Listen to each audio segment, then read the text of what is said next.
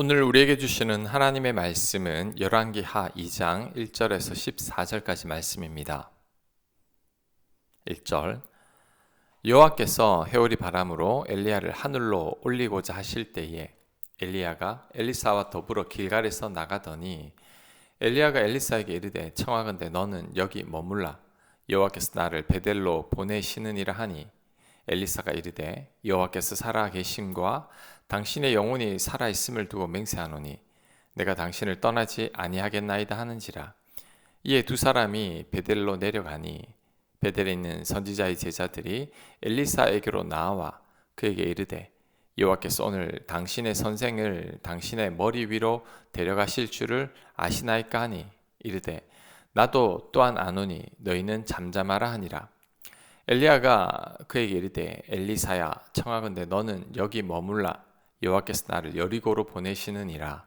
엘리사가 이르되 여호와께서 계심과 당신의 영혼이 살아 있음을 두고 맹세하노니 내가 당신을 떠나지 아니하겠나이다 하니라.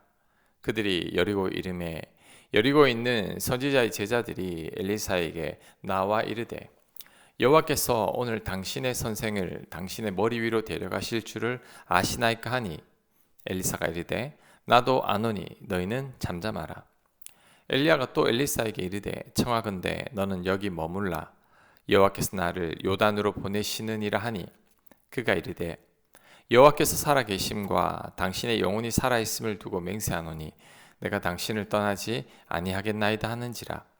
이에 두 사람이 가니라.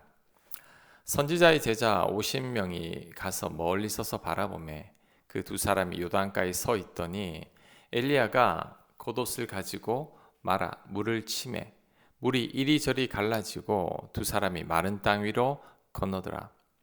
건너매 엘리야가 엘리사에게 이르되 나를 내게서 데려감을 당하기 전에 내가 너에게 어떻게 할지를 구하라. 엘리사가 이르되 당신의 성령이 하시는 역사가 갑절이나 내게 있게 하소서 하는지라. 이르되 네가 어려운 일을 구하는도다.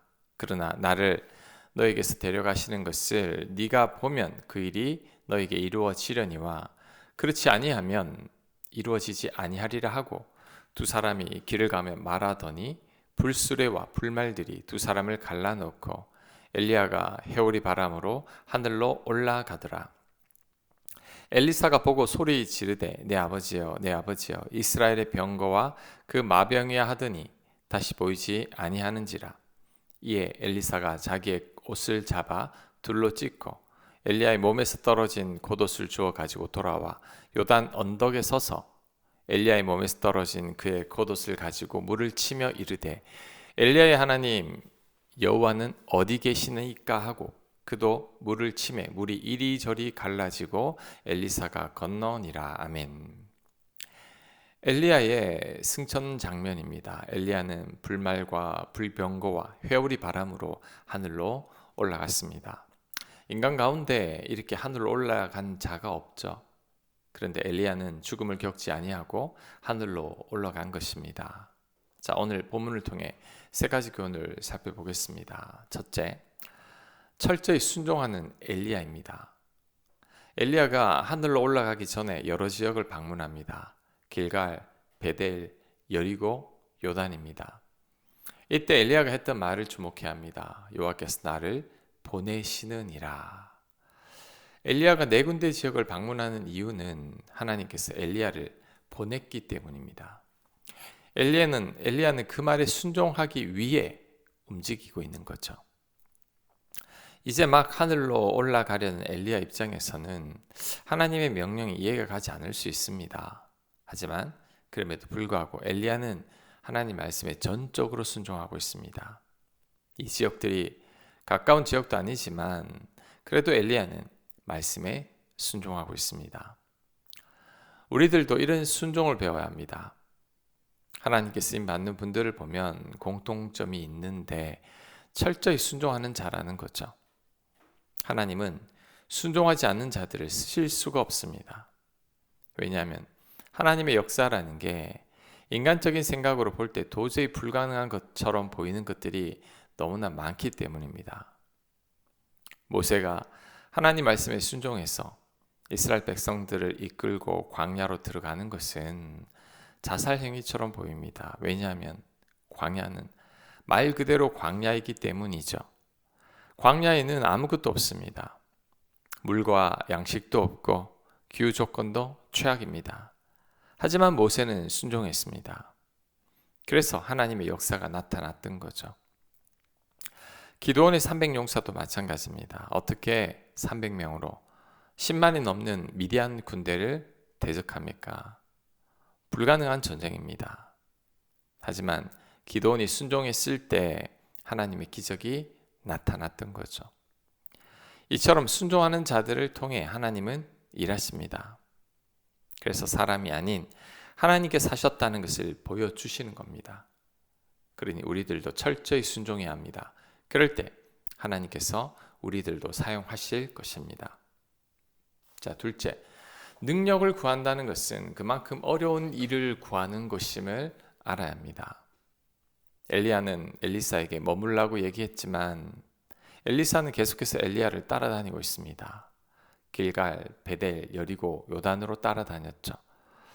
엘리야가 엘리사에게 자신을 따르지 말고 머물라고 한 이유가 뭘까요? 결코 쉬운 길이 아니기 때문입니다. 선지자의 길이 녹록지 않습니다. 엘리야는 평생 고독하게 지냈습니다. 생명의 위협 속에서 살았고 어떤 때는 죽고 싶을 만큼 괴로운 적도 많았습니다. 엘리야는 그 자리를 엘리사에게 별로 물려주고 싶지 않았던 겁니다. 엘리사가 엘리야에게 갑절의 영감을 구했을 때 했던 엘리야의 말에서도 그것이 잘 나타납니다. 엘리야는 엘리사에게 네가 어려운 일을 구하는도다 라고 말씀했습니다. 자신과 같은 길을 가는 것이 쉽지 않음을 말하는 거죠. 갑절의 영감을 받으면 좋을 것 같지만 그렇지 않다는 겁니다. 사명을 가진 자는 그 사명에 걸맞는 부담되는 삶을 살아야 하기 때문입니다. 사람들은 달란트를 많이 받기를 원합니다. 하지만 달란트를 많이 받았다는 말은 그만큼의 달란트를 남겨야 함을 의미합니다. 더 힘들고 고된 삶을 각오해야 한다는 거죠. 그런데 대부분의 사람들은 그것을 깨닫지 못하고 많은 달란트만을 받기를 원합니다. 받은 달란트를 통해서 사람들의 인정과 박수 속에 살기를 원하고 남부럽지 않게 살기를 원하죠. 그런데 이런 경우에는 달란트가 잘 주어지지 않습니다. 왜냐하면 달란트로 나의 유익을 위해 살 생각을 하고 있기 때문이죠. 달란트는 나의 부귀 영화를 위한 게 아닙니다.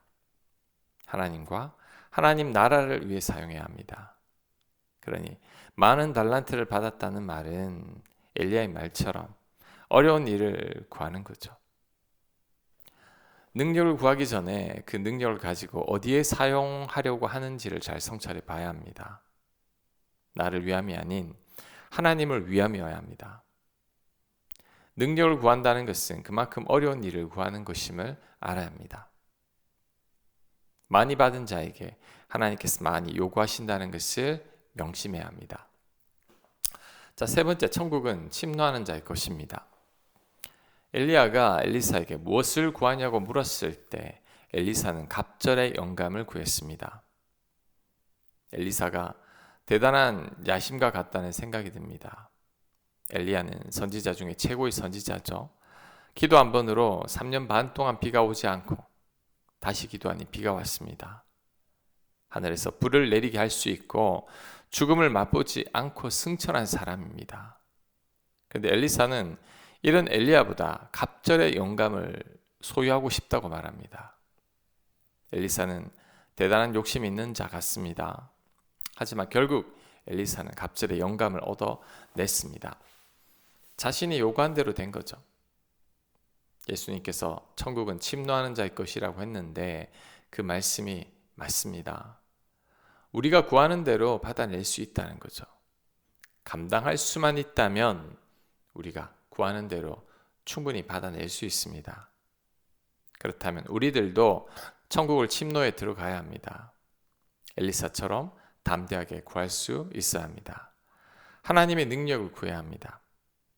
내게 능력 주시는 자 안에서 내가 모든 것을 할 수 있다는 바울의 고백이, 우리의 고백이 되어야 합니다.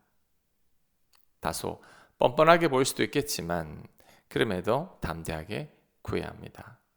그럴 때 하나님의 능력을 경험하게 될 것입니다. 엘리사처럼 갑절에 영감을 얻게 될 것입니다. 천국은 침노하는 자의 것입니다. 그러니 이제는 우리가 천국을 침노해 들어가야 합니다. 아멘.